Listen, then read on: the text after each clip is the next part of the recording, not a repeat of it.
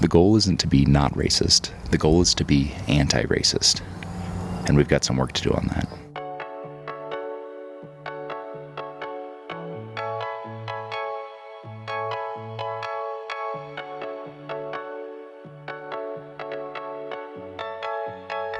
A few months ago, I signed up with Healthy Wage, betting that I would lose 35 pounds over the following 9 months. I stopped eating as many sweets, started exercising more, eat less, move more, and I thought it was working. And then COVID hit, and then we were in quarantine, and everyone's staying home all the time. I was exercising some more, and I wasn't eating as many desserts. One day I weighed myself. After trying to lose weight for a couple months, I weighed the same. I hadn't lost any weight. I thought that what I was doing was enough to lose weight. It turns out it wasn't. But none of that matters, because all I was actually doing was trying to not get fat. Trying to not get fat wasn't enough. I needed to get healthy. I need to learn more about what I'm eating. I need to be more intentional about my workouts. I need to figure out how to do a workout at home in the middle of winter, so when it's been snowing and freezing for the last 5 days, I don't use that as an excuse to not do anything. I need to think, well, I already had that piece of cake. Now I need to work it off. I need to develop habits and behaviors that help me live a healthier lifestyle. And that is the key. Habits and behaviors. It's not just enough to say, I'm not racist. The goal isn't to not be racist. The goal is to be anti-racist. There's damage that's been done. There's weight that I'm carrying, and that needs to be undone. And that needs to become a behavior and a habit and part of my life. And I'm so far from that.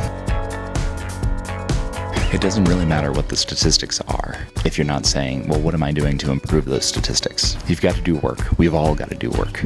We've eaten our cake for far too long and said, well, it's not my problem anymore. There's not just a single response of, you must go full bore, or no, if you're not doing this, if you're not standing in a Black Lives Matter protest, you're not doing anything. No, instead, there's a spectrum of responses. And it goes from not racist to anti-racist. And it's not like there's a finish line. There's a goal which is heading in that direction, which is moving forward. And you can start by saying, you know what? Saying I'm not racist is not enough.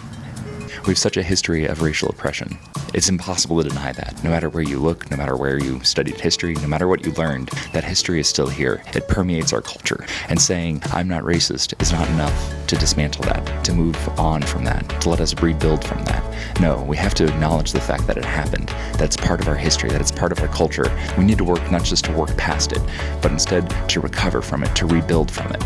And it's not a point where we're going to say, yes, we fully rebuilt. No, instead it's a progression. We move forward, we continue to progress, we build, we get better. But saying, I'm not racist, that's the beginning. That's not the end. That's not the goal.